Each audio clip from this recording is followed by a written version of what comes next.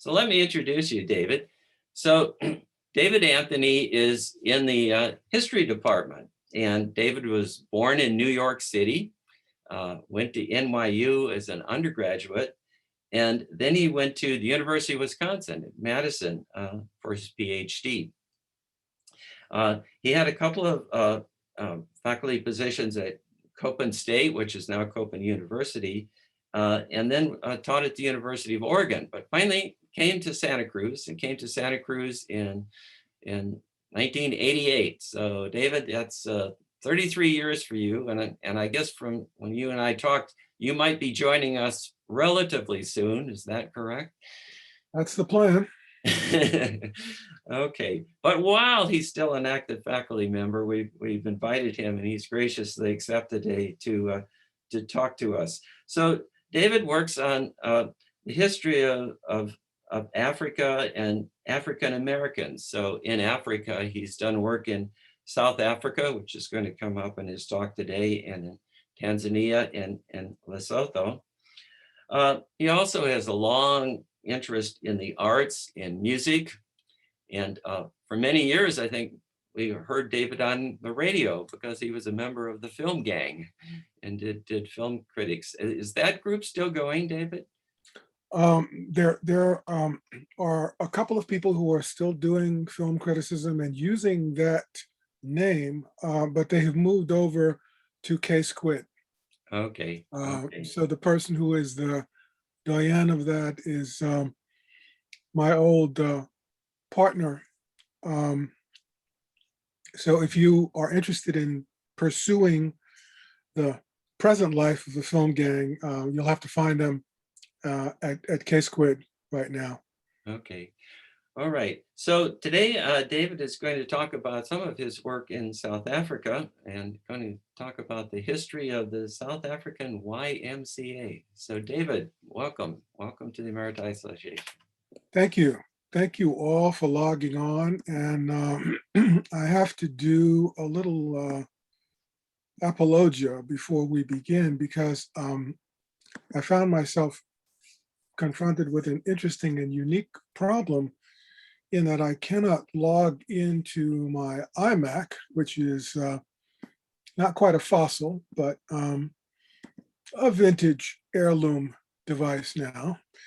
It has been working, but it's not syncing, so I can't get it. And the issue with that is that generally when I do Zooms, that's the device that I use, so that I kind of move back and forth between my laptop and the Ymca.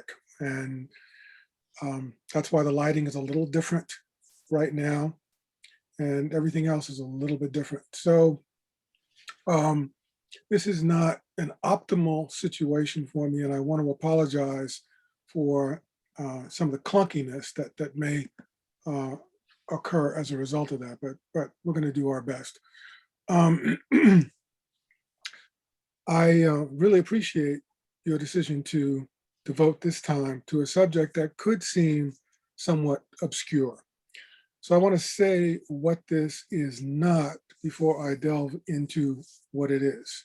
And I also want to say how this research project came about. Barry reminded me that I actually talked to the Emeriti Association several decades ago about a related subject, which was very, very interesting, because this subject has had a kind of cyclic life. For my entire life, as Barry indicated, I've been interested in Africa. And the root of this is my heritage as a person of African descent. That identity was nurtured by family. So it was not merely semantic or simply romantic, but something fundamental that mattered deeply to them and to me.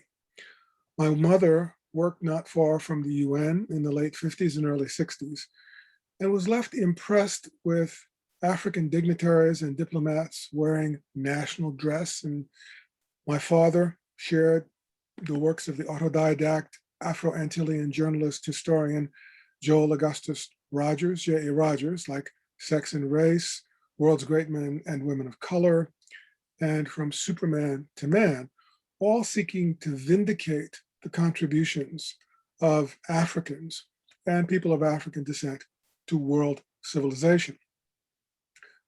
I also lived in a very interesting neighborhood. I grew up in a very race-conscious household, and my neighborhood was 99% Black. And yet, truly as varied as possible, occupationally and ethnically. Some neighbors were Afro-Caribbean. I had a couple of neighbors who were from the Virgin Islands originally, a couple from St. Croix, or as one member of the couple used to say, St. Croix. Another pair from St. Thomas, and an Afro-Cuban who was married to a Floridian. There was even a Black rabbi, which is a whole other story. So I never felt deprived culturally. On the contrary, we all felt enriched by an expansive diversity. Although we were subjected to blockbusting, in which realtors tried successfully to scare away most white neighbors by playing on their racial fears of declining property values, one bold Irish Catholic family refused to leave the community. And that human caring in action was also instructive to me. I carry that memory proudly within as well. At different points in my life, I've been able to benefit from the existence of the YMCA. I went to a Y day camp in central Queens, and for one cool, exhilarating week in the sweltering summer, attended Camp Brooklyn in the lush Pennsylvania Poconos, place called Pikes Peak. There are a bunch of Pikes Peaks. Much later, I spent my first week in Africa at a Y hostel in Dar es Salaam, Tanzania. Yet I knew very little about the organization or its history until I began to look into the life of a particular Y luminary, Max Jurgen, who happened to be of African descent, about whom I wrote a master's thesis and a subsequent book. That opened the door that led to a long-standing connection to the topic, albeit one that has vexed me while trying to explain its larger significance. I'm neither a member of nor apologist for the Y. I'm instead one who has been surprised by what some folk, volunteers and paid staff, did within it, often in spite of it.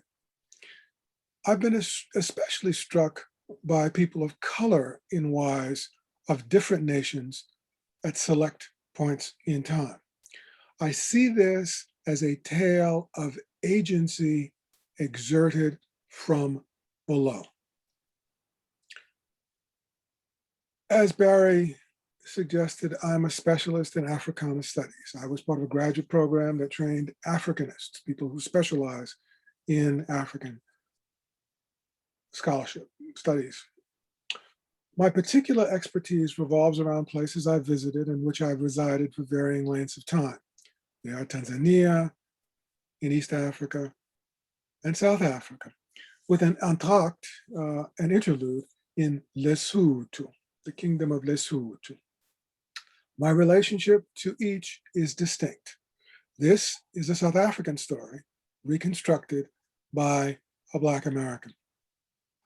South Africa and the United States share certain types of historic racial traumas, drama, and karma. At points, these both converge and diverge. Interchangeable? No, but the two can often appear mutually intelligible. So let me shift to talk a little bit about South Africa. South Africa has been part of a worldwide YMCA movement, Young Men's Christian Association movement, since 1865. 21 years after its founding in London by Draper George Williams to shield youth from urban vice. Williams aimed to bring wayward, at-risk young men back to Christianity through a mix of Bible study and recreation. How the movement reached South Africa, when and where it did, yet remains something of a mystery.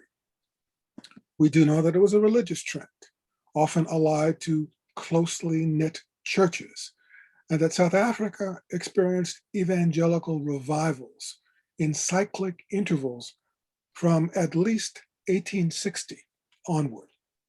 The revivals had both local and global components.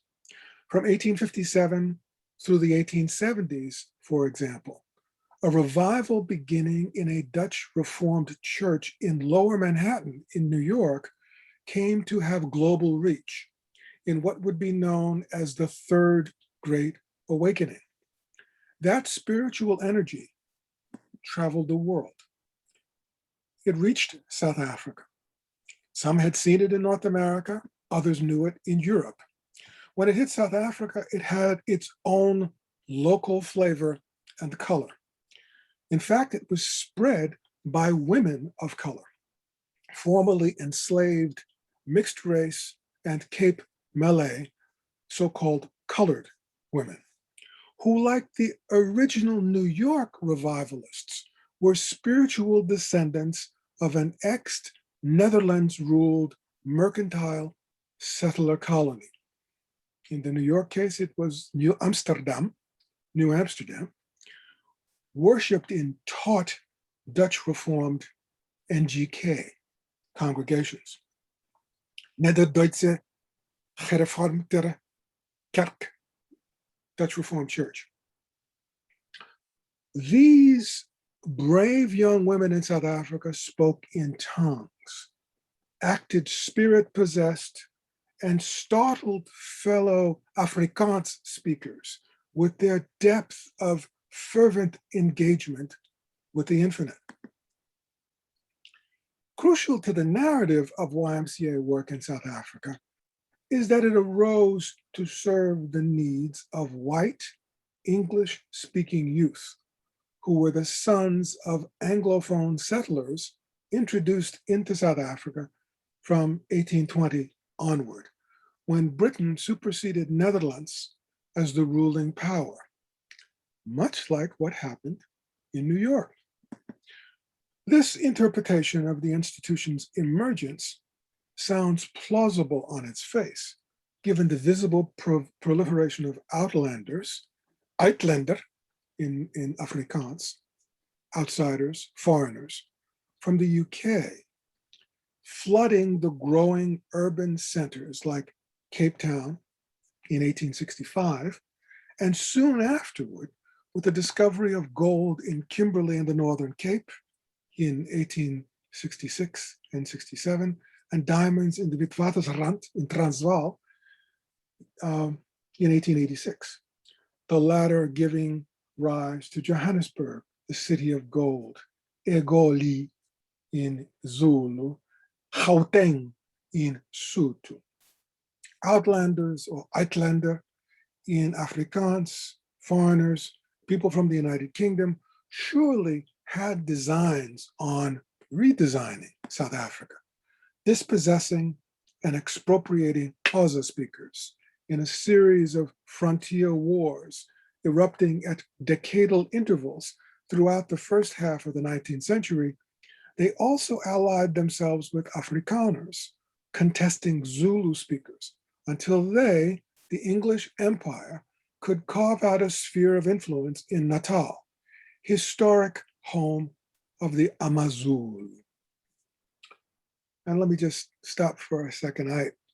I have kind of a key term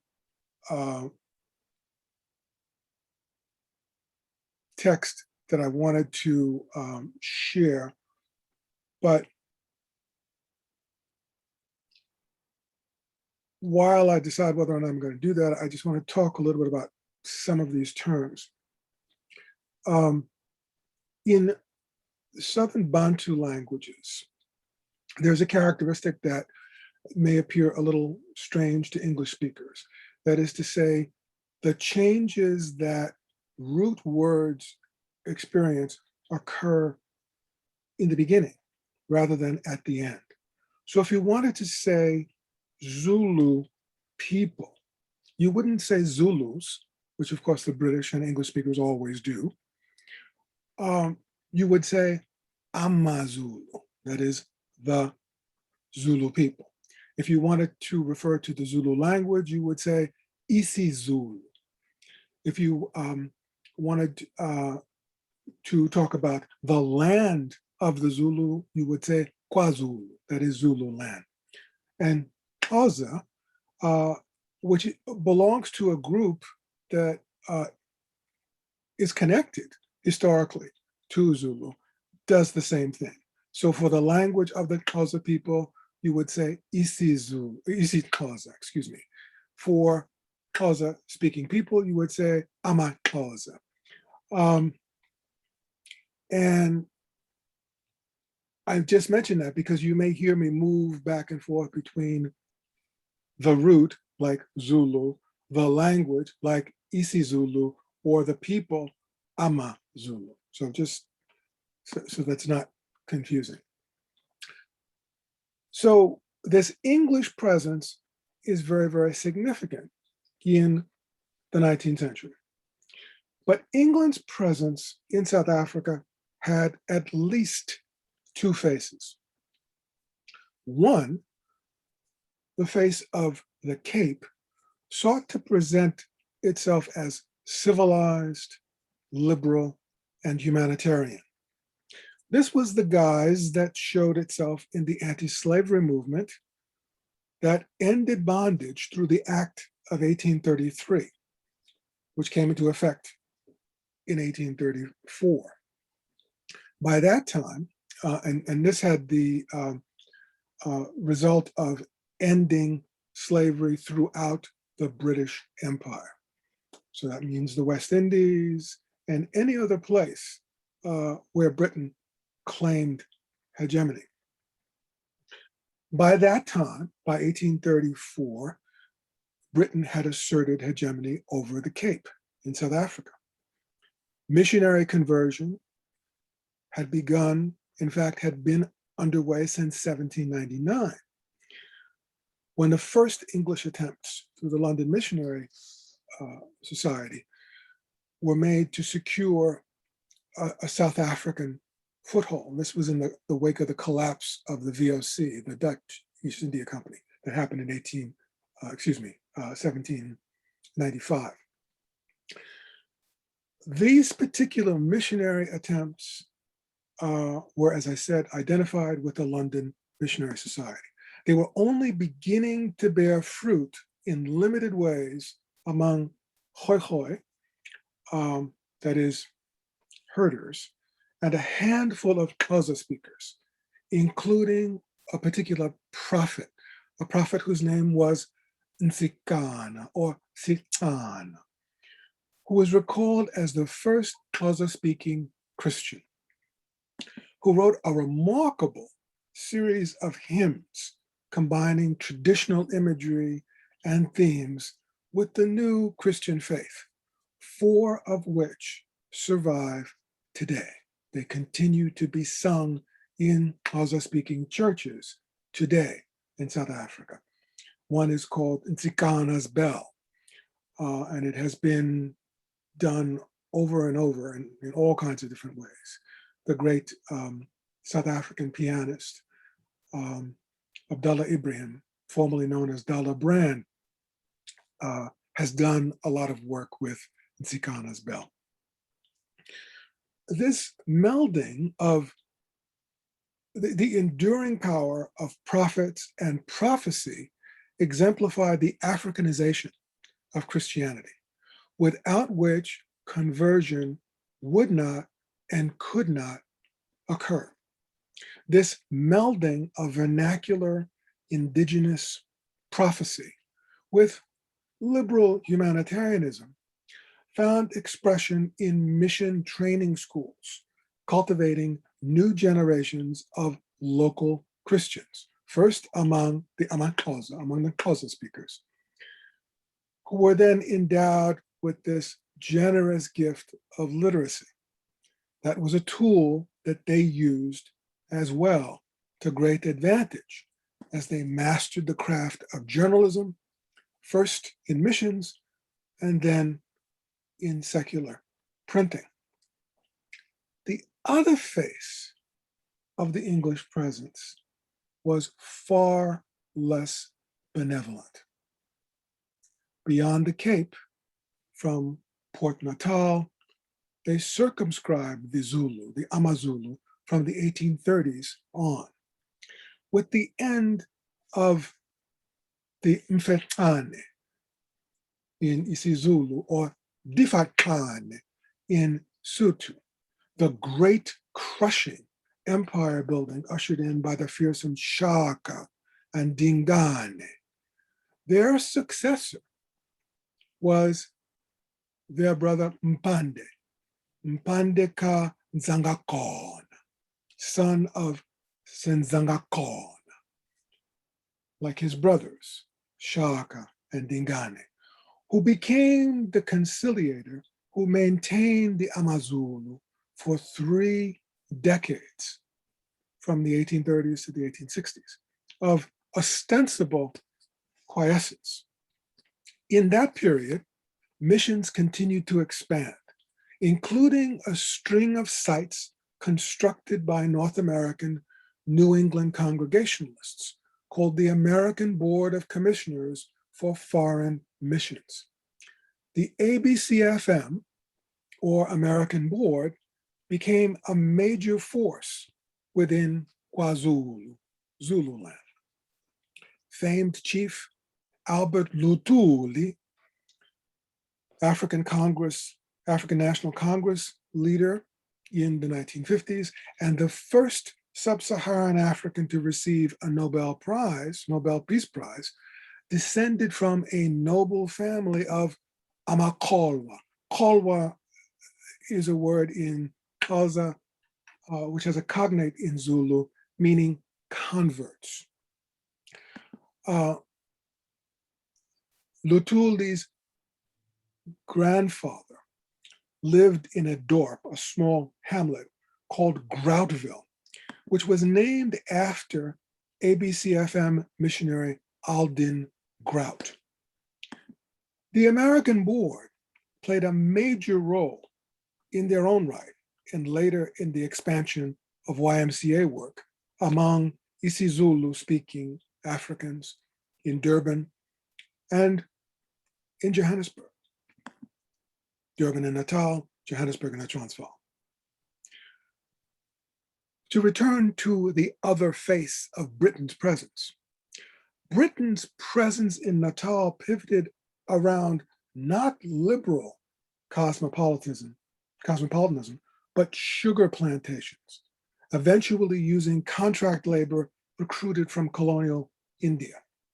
The owners and overseers of these plantations were anything but liberal. They were openly antagonistic to both Africans and Indians, verbally and physically. Their conservatism was the opposite of the Cape liberal tradition. It was associated with the harshest of imperial regimes. While not quite slavery, the hegemony of Natal's racist rulers would not have been out of place in the Sugar Islands of the West Indies before 1833. And there, even after 1834, slavery gave way to apprenticeship, that is, within the Caribbean, as it was succeeded by share tenancy and sharecropping in the southern United States, aptly termed slavery by another name. So it seems reasonable to imagine that the advent of the arrival of people who came under British auspices would lead to YMCA work. However, this overlooks a significant detail. Dutch speakers had been in South Africa since 1652. They interposed themselves between the indigenous Khoikhoi herders and San hunters in the 17th and 18th centuries, and then contested the Xhosa in the 1770s in the Eastern Cape, and the Zulu a generation later. Afrikaans Cape Dutch was a hybrid of the 17th century Nederlands and vocabulary from the Khoikhoi, San, and over time, the Southern Bantu-speaking Nguni, or Xhosa and Zulu, and Sotho-Tswana languages used by the Africans with whom Afrikaners interfaced. And let us not lose sight of the fact that the majority of Afrikaans speakers were not Dutch Europeans, but mixed. That is, biracial women, men, and children in their service. Afrikaans became their language as Afrikaner. This is the ancestor of the term Afrikaner. It is this melanated group that we can credit with the Africanization of Dutch, why Afrikaans deserves to be called an African language, not just one of racist settler oppression, as it became during the odious era of apartheid. Its richness is due largely to the idioms and features that people of color brought to it, new inflections, novel vocabulary, and the sing-song rhythms of Java and Jakarta, the Malays and the Malgache, as well as of the Karoo and Holland, Netherlands.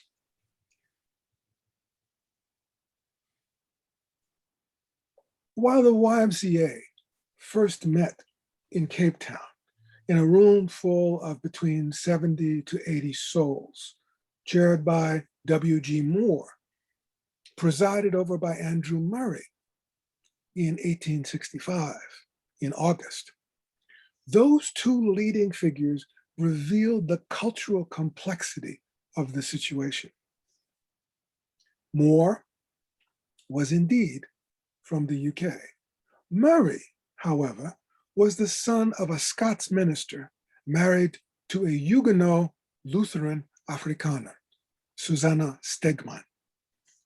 His anti-slave family was moderate to liberal, fluent in multiple languages, beginning with English, Scots, it is Gaelic, and Afrikaans. He moved freely between them in script, conversation, and sermonizing. His congregations had biracial people in them, even if segregated racially. The widely traveled Murray had been profoundly affected by the revivals. Murray was educated in Scotland. He traveled to the United States. He traveled all over the world. Also present, the Reverend George Morgan was part of the evangelical thrust, having been pastor of one of the first Cape Town churches to open its doors to people of color. A generically present, a Protestant Y then was simultaneously associated with both backward-looking conservative religious praxis and progressive humanitarian ecumenical ideals. The Y then could prove a container for unstable, highly volatile, basically contradictory theological impulses. Like Christianity itself, it could support strict adherence to dogma and radical liberation. Perhaps it should not be surprising then that dialectically opposite seeds of separatist apartheid and armed struggle may both be glimpsed in groupings forming under banners of religiously rooted Bible study and recreation. The first 5 decades of the organization in South Africa revealed that as it was constructed in South Africa, the overwhelming number of chapters of YMCAs arose in Afrikaans-speaking settings. While we do not yet know the numbers of these branches, it is nearly impossible for them to have been all white. Scholars of 19th century sport assert with authority, even vehemence, that recreation was not segregated in that epoch. That happened later. Since sport was always central to the Y, as a movement reliant on muscular Christianity, as they called it, we can surmise that people of color were present and involved. Sadly, narratives and anecdotes reflect the force of a growing color bar, consigning and compelling biracial and Black folk to consort only among themselves in socially separate spaces. Some pivotal junctures reflect the visibility of the previously unseen. Interestingly, they involve sojourns from outside. In 1896, Luther Richard and Donald Fraser traveled to South Africa with the student volunteer movement to establish a branch of the Student Christian Association. And this was part of a larger thrust, global thrust, an internationalist thrust of the YMCA and its affiliates, leading to the foundation of the World Student Christian Federation. In their travels, Wishart and Fraser met a number of different groups of students and visited religious institutions throughout South Africa, including some Black institutions, most significantly, Lovedale in the Eastern Cape. A decade later, John R. Mott and Ruth Rouse of the YMCA and WSCF, World Student Christian Federation, respectively, also traveled to South Africa, staying for several months. They followed in the footsteps of Fraser and Wishart a decade earlier, going to even more places. And actually, Ruth Rouse's trajectory is much more interesting than that of Mott because she stayed an additional 2 months. She met mostly with women. And in each case, while the majority of the conversations that they had were with young whites, they did also spend time at Lovedale and at some of the training institutions in Natal that were created by the American Board. So that their view, especially Ruth Strauss's view, was of an organization that, while ethnically distinct and racially divided, had the potential for something that approached at least the theory of Christian comity. And each of them made recommendations which led to the selection of a traveling secretary, who was a person by the name of O.B. Bull, Osmond Bull, who was tasked with trying to find a way to bring these disparate branches into closer connection and conversation. Now you have to understand a couple of things about this moment. 1906 is only 6 years, well, it's fewer than 6 years. It's about 4 years after the end of the Second World War, the Second Anglo-Boer War, South African War. There is a tremendous amount of enmity between Afrikaners and English speakers. So for them to be part of the same movement was really a problem. The Afrikaners were very concerned that all of the meetings that these foreign guests went to were conducted in English. They wanted at least some of them to develop in Afrikaans.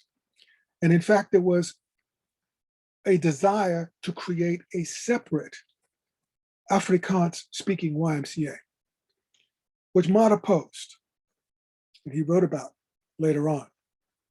But these tendencies were very, very profound. The only thing these folks could agree on was their disdain for Africans, their desire to keep them apart from them.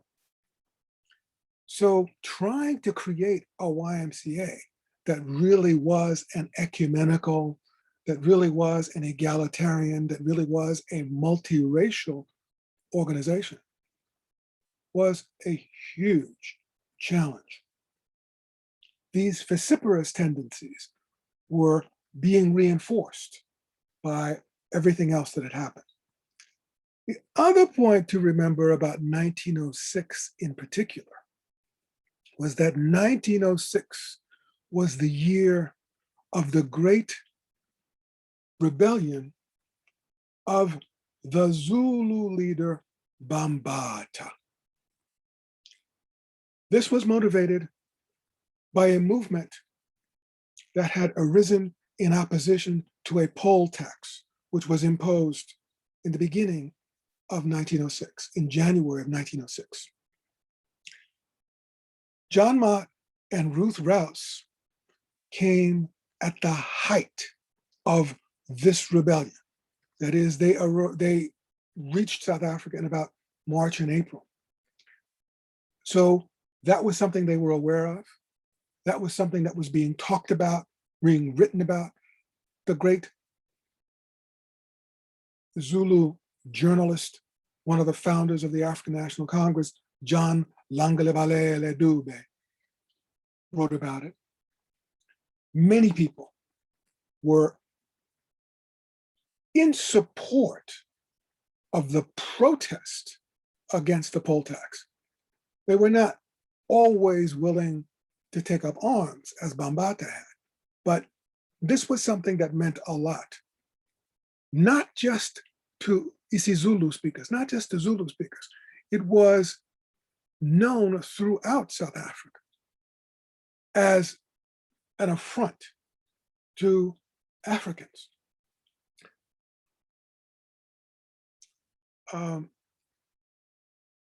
So this particular moment is significant. Mott didn't necessarily know this.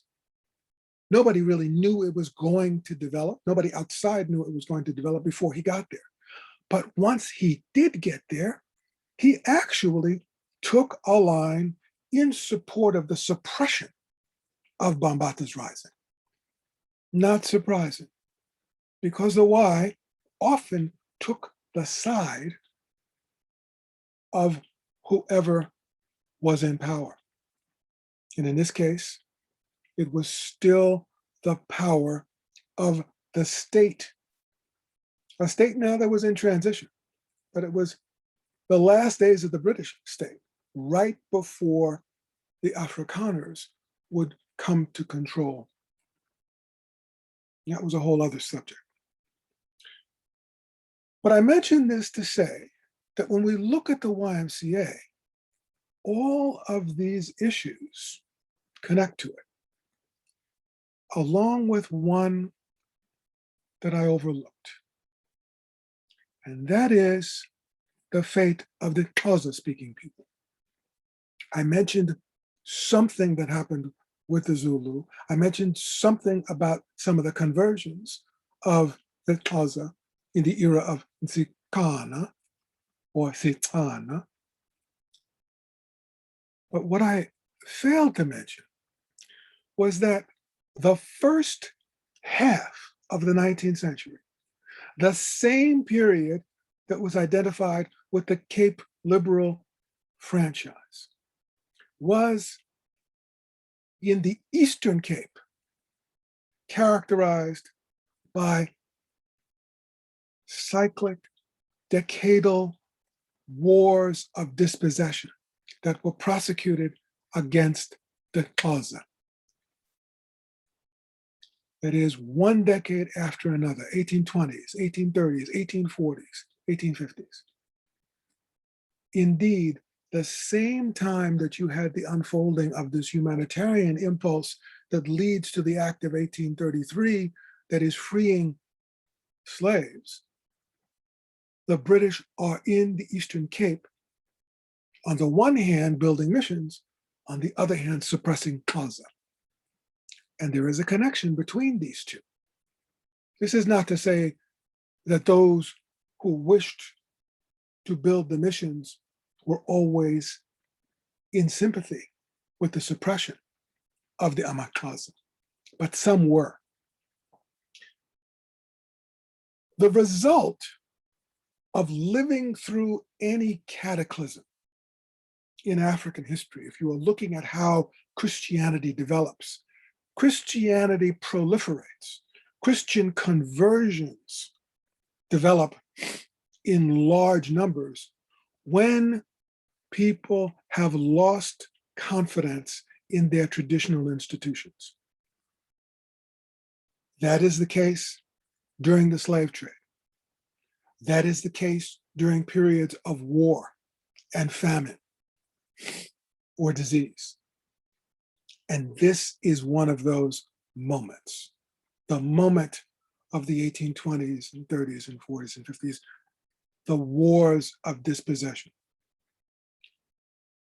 Then you start to see Xhosa moving toward Christianity, losing confidence in their traditional institutions. But they don't necessarily leave everything behind. There are struggles, there's splits within families. And you can see this because people talk about it. One generation looks at another generation, one family member or a couple of family members go the way of the Christians, but most don't.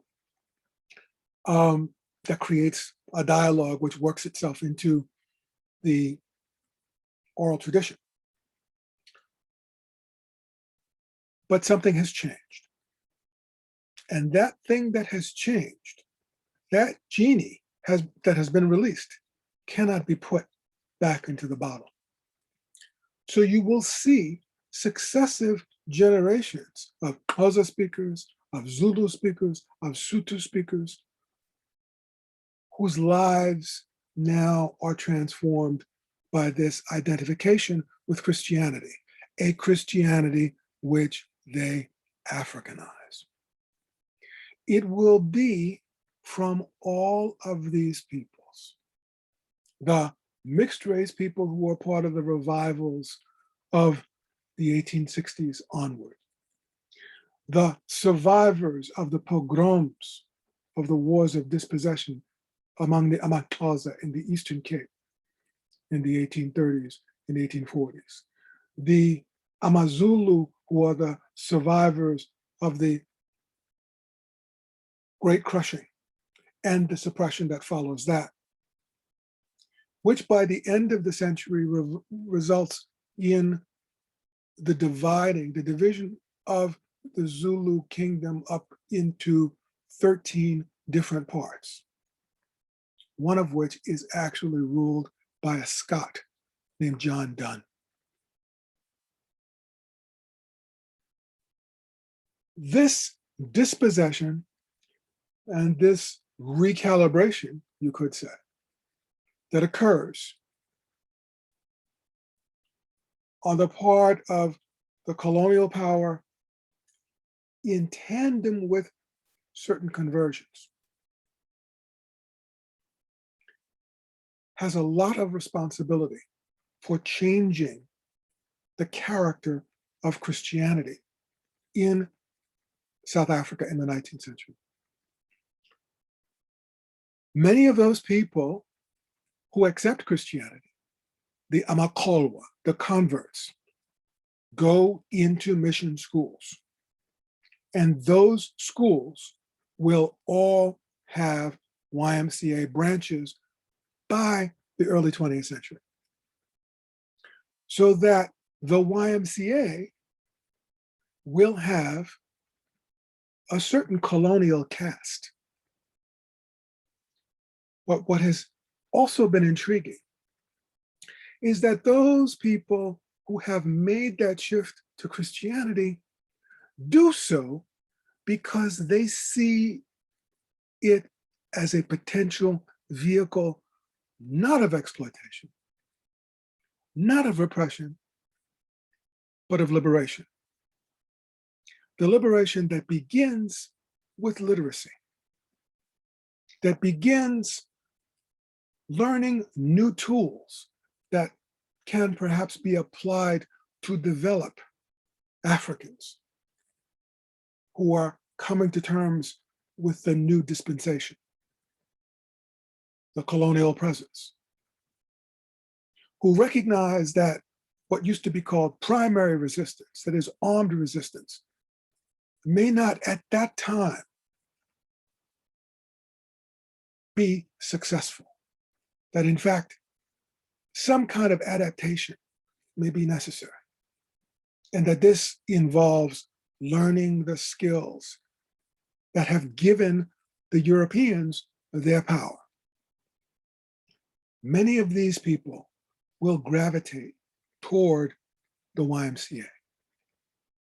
They will make their presence felt, not so much in the early 20th century, but starting with the appearance of a particular external YMCA figure, another person who comes, but this time comes for 15 years, an African-American by the name of Max Jurgen, who was in South Africa from 1921 to 1936.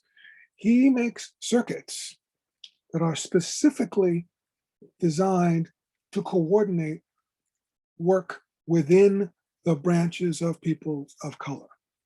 So the ABCFM schools in Natal, the Black and mixed race training schools in the Cape, wherever people of color are, he will be moving. And that will give a new lease on life to the presence and the power of people of color who get involved in the YMCA. Fast forward to the 1940s, people who were associated with the YMCA found something called the Hofmeyr School of Social Work. It was actually after an idea that Jurgen had attempted to introduce decades before.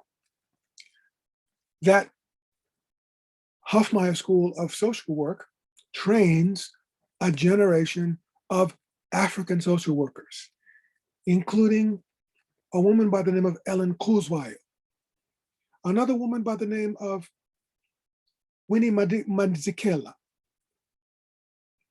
who we know because she married a certain Xhosa man by the name of Mandela.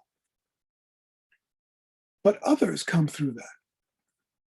Joshua Nkomo of Zimbabwe. And a man that I talked to, in fact, two men that I talked to, a man by the name of Ephraim Shakes Chabalala, who is now unfortunately late. Another man by the name of Benny Huapa. A man by the name of Eduardo Mondlane, who was the founder of Frelimo in Mozambique.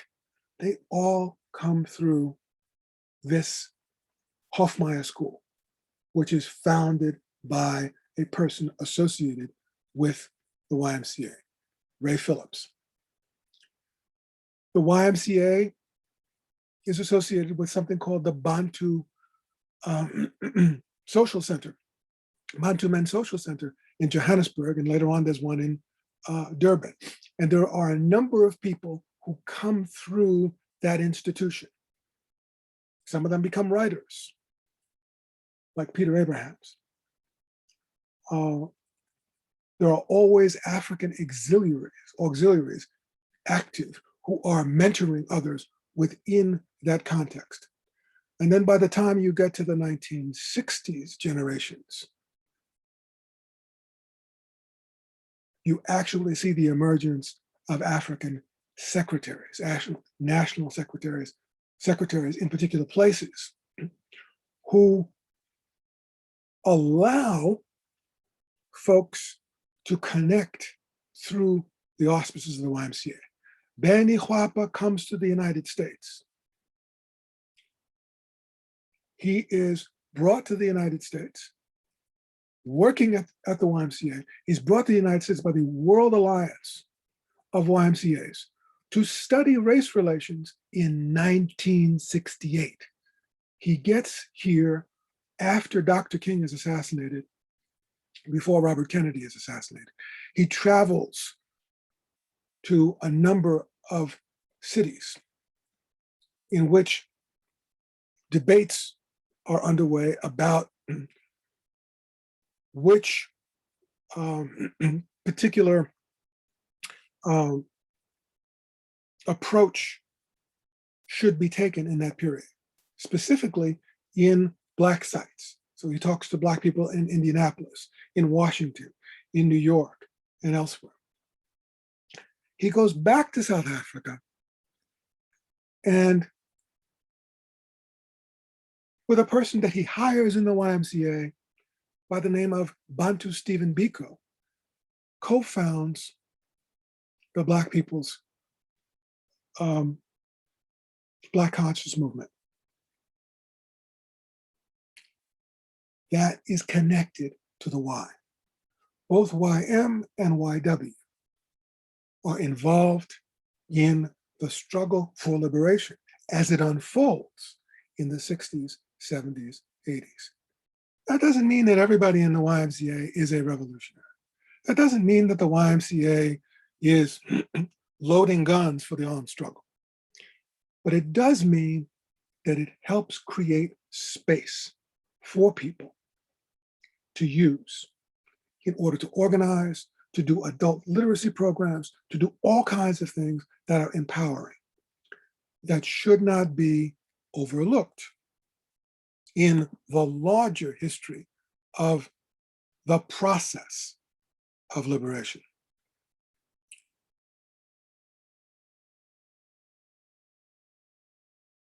So all of this depends to a certain extent on injections from abroad, these foreign sojourns. Through each of them, large changes occur in YMCA work, highlighting the previously sidelined people of color. That opens doors. I mentioned O.B. Bull after 1906. I mentioned Max Jurgen after 1921. This era of engagement that started with them takes us further into the 20th century, when it becomes possible to trace the action clearly and cogently.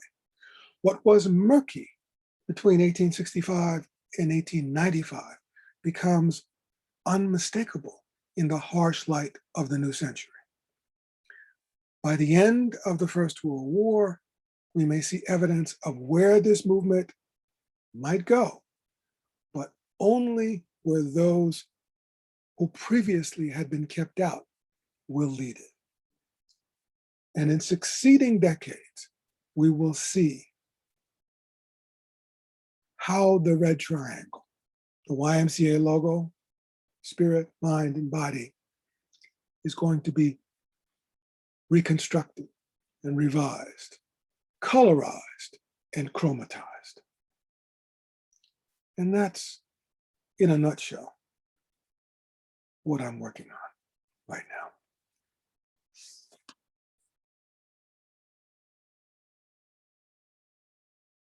Well, thank you, David. Thank you very much. So we're going to open this up to questions. Put my gallery view on here. So questions for David. Karen, Hi, David. Can you hear me? I can hear you, Karen. Hello, how are you, neighbor? I could go out to my backyard and we could maybe speak in person out there. But anyway, thank you so much for really a wonderful talk, wide-ranging. I particularly appreciate your attention to languages, which is, my area of research as well. I wanted to go back a bit in your history to ask about the modes by which conversion took place in this, in the period you're talking about, the early period of the introduction of the Y and of Christianity into South Africa. I guess what I'm interested in is how Christianity came to be transferred or translated into what were religious practices and beliefs on the ground there, and how that intersection between those two or more, I'm sure there's more than two modes of belief.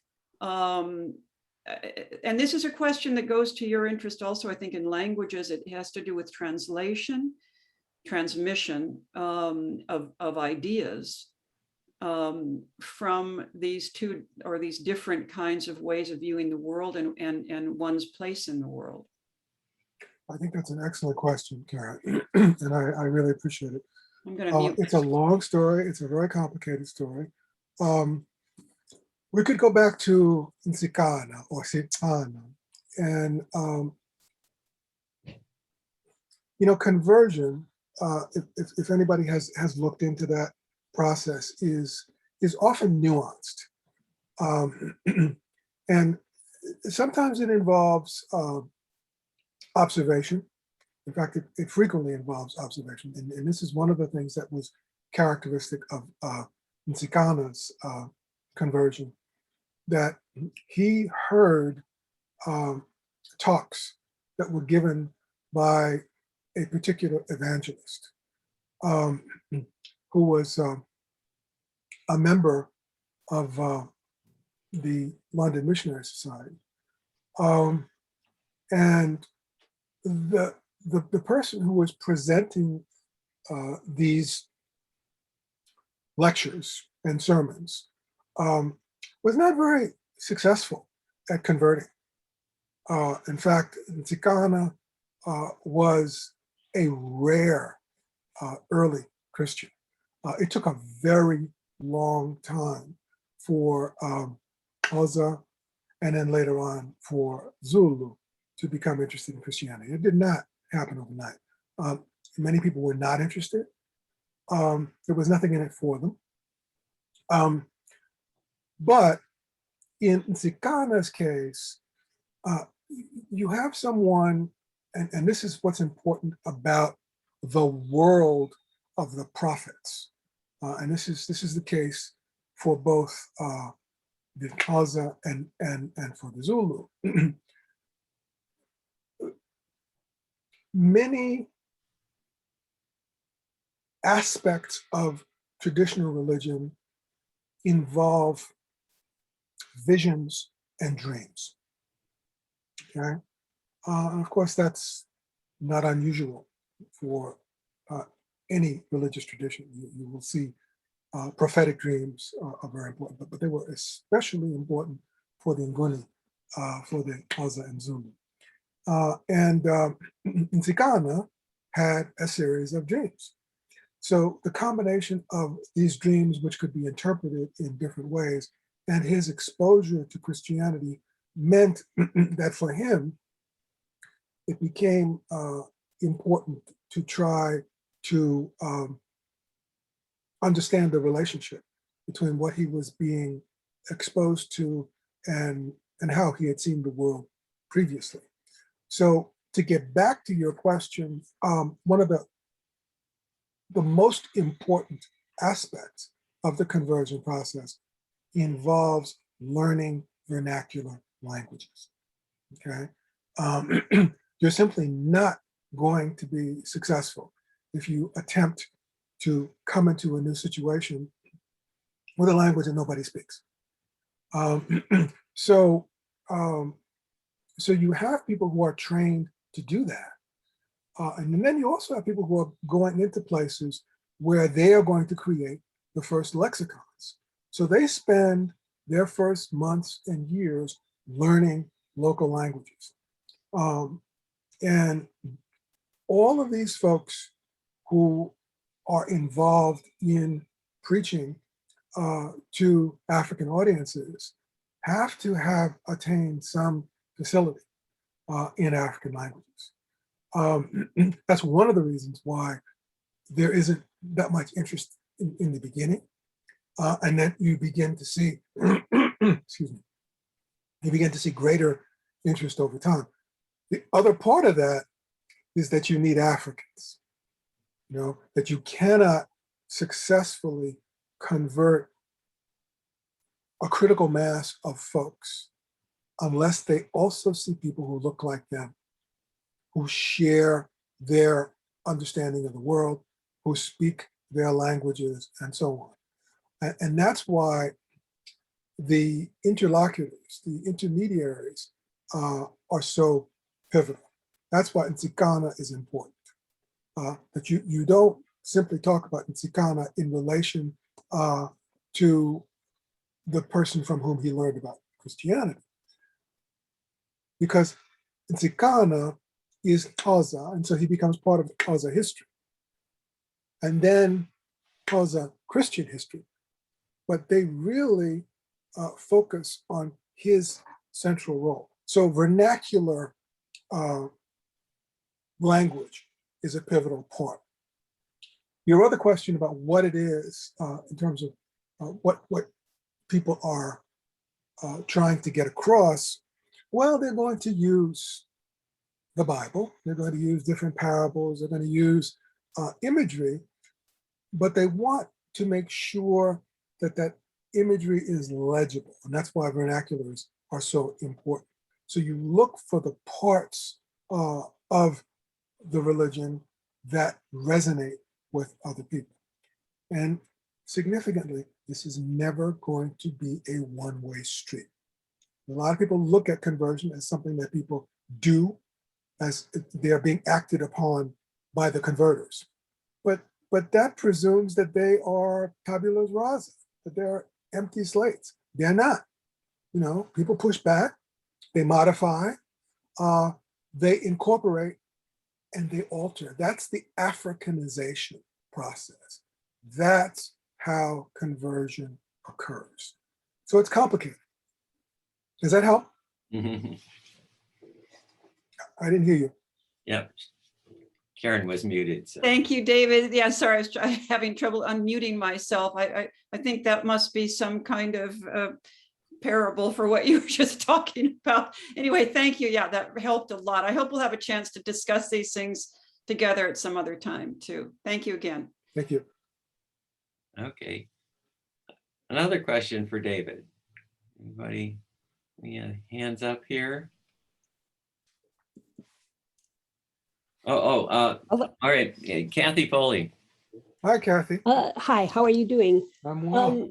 I'm sort of thinking of the YMCA in Korea. And as I listen to you, it's the same kind of thing, that it became a vehicle to work against the Japanese colonization. And that early era of all those things. In later scholarship, people were attacking all of the missionaries as colonialists and imposing Christianity on it. This was when I was dealing with people some years ago. I wonder sort of what the local take on the importance of institutions like the YMCA there. And I was also wondering if there is very different trajectories of how the YMCA operated in different countries. Is it just the situation in Korea and there perhaps had some similarities that allowed that Christianization to be a tool for both modernization and pushing off the Japanese colonialization in that particular case? Is it the similarities of the situation, or is it the institution of the YMCA that allowed that to happen? Great questions. It's both and. I think it really depends upon where you're looking and when you're looking.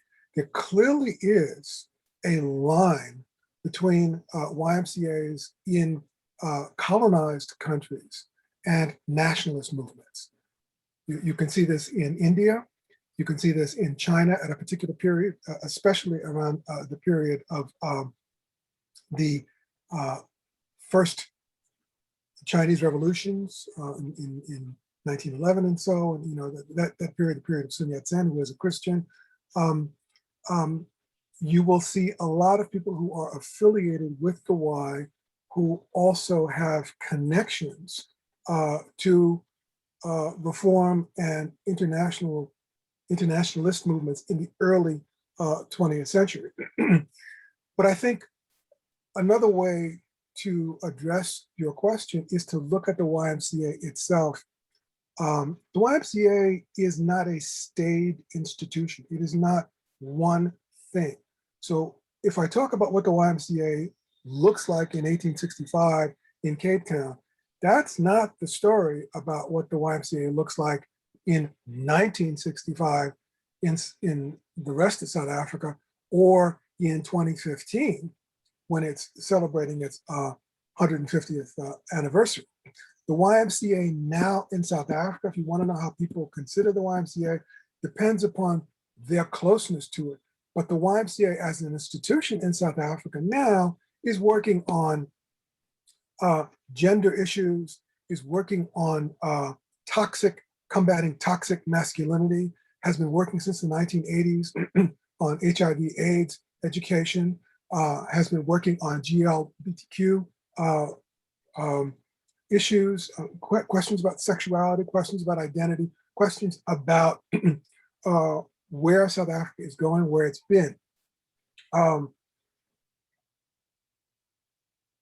So there are many different narratives, there are many different profiles, and there are many different YMCAs, one could say.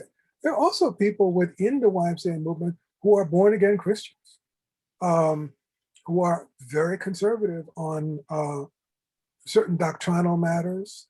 I mean, it's complicated. It's really, really complicated. And I have seen that entire range of people who are revolutionary to people who are very, very conservative. And they all have some kind of connection to the institution. So it really does depend upon the trajectory of the individual and the particular place. I've been very lucky in the sense that I've been able to read a lot of material from different periods, and I've had support with that. I mean, I'm helped right now by some Afrikaners who have found all kinds of material in Afrikaans, which I had not really been considering, which I was, which I'm also going to limit because there's so much written.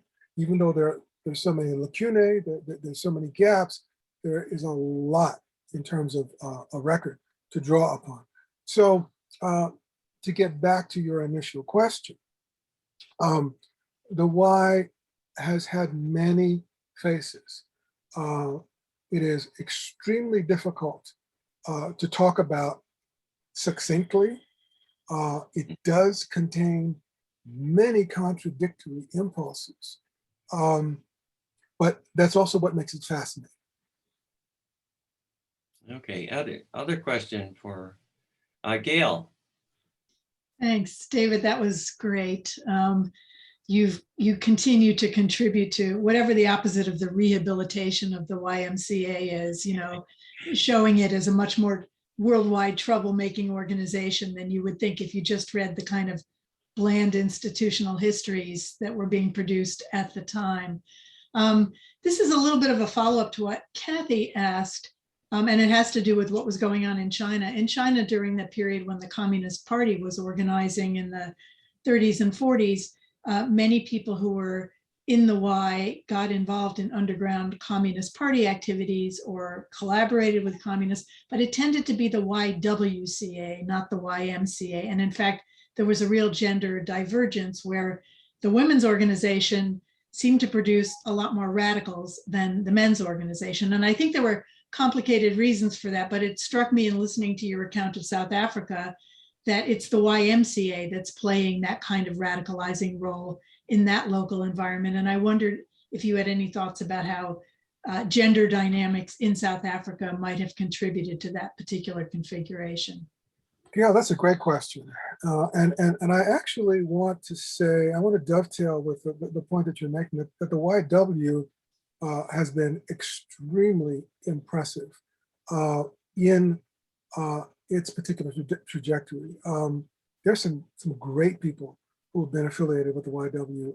There's a person by the name of Regalia Bam right now who is a survivor. She's been around a long time, and she's a YW person. It's almost impossible for me to get to her. I've been trying to pin her down, and she's just really, really busy. But the short answer to your question is the YW has been at least as prominent. I can't do the stories of both organizations continuously. I can at times make reference, as I did with that Hofmeyr School situation. The YMCA, the YWCA has a really, really impressive history on its own. And I think what you've said about the Chinese case applies in many respects to the YW. The YW was not segregated in the way the YM was. The YW was able to work, I think, beneath the radar, because I think the authorities were much more concerned with the YM until the 1960s. But you have to also understand that, I think as you recognize, the authorities were surveilling people who were involved in both the YW and the YM continuously. They consider them to be much more dangerous than I think the outside world might. And again, it was because of the potential that came from the kinds of work that they're doing, adult literacy programs, programs about citizenship, programs about hygiene, programs, even the programs that are engaged in embourgeoisement, trying to make people into respectable folk. You learn all kinds of things that way, So what may look innocuous or even conservative, in the hands of conscientized people, has the potential to make people more autonomous, to help them think on their own, to help them do for themselves. And that's something that cannot easily be controlled. The YW is doing that as well as the YM. So I would say that this story also includes them. It's just that I can't tell both stories continuously. It's a great question. Okay. All right, maybe one more question here, and then we'll wrap things up. Any other questions among? I have a question, Stan Stevens. Hi, Stan. Hi, David. Thank you very much for the very informative history. I'm interested in your personal history, and I wondered if you got involved in the YMCA activities through your parents, if they were involved in the Y, or what led you to be involved? Well, I was a kid, so really, I think it was it was a good place to put me where they knew where I would be. It was a safe place, and I grew up in a place where, you wanted kids off the streets if you were not able to see them. And that got me out of the house and off the streets, off my own streets, Right. into playing baseball and all kinds of other things. So there was a certain utilitarian aspect to it. But I think it was also great in that it made it possible for me to have more varied experiences than might have been the case if I had just stayed home or stayed around my neighborhood. Right. Now, in terms of their relationship to it, I've never discussed, I never discussed that with them, and I cannot now. But YMCAs and YWCAs were very significant for African Americans, especially in the first half of the 20th century. I mean, Julius Rosenwald built a number of Y buildings in metropolitan areas like New York and Chicago and others. And those became very, very important for all kinds of programs.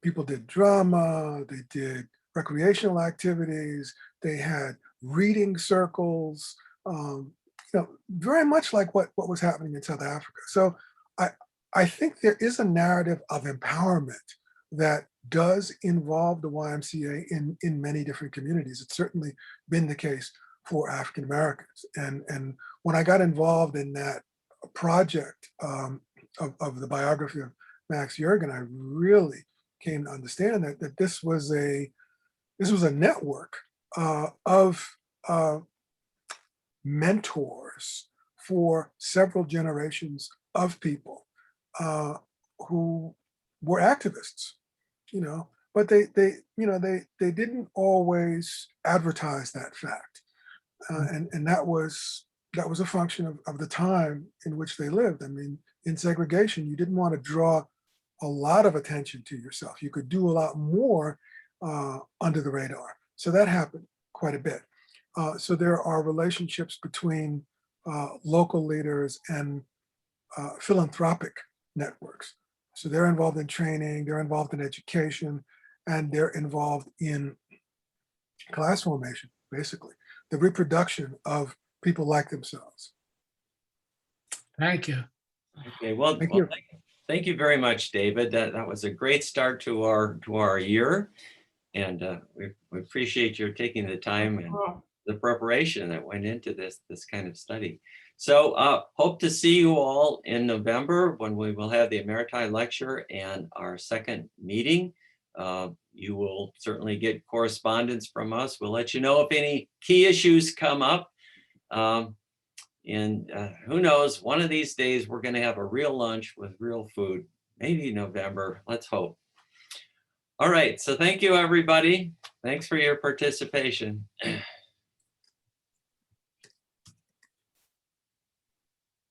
Thank you all.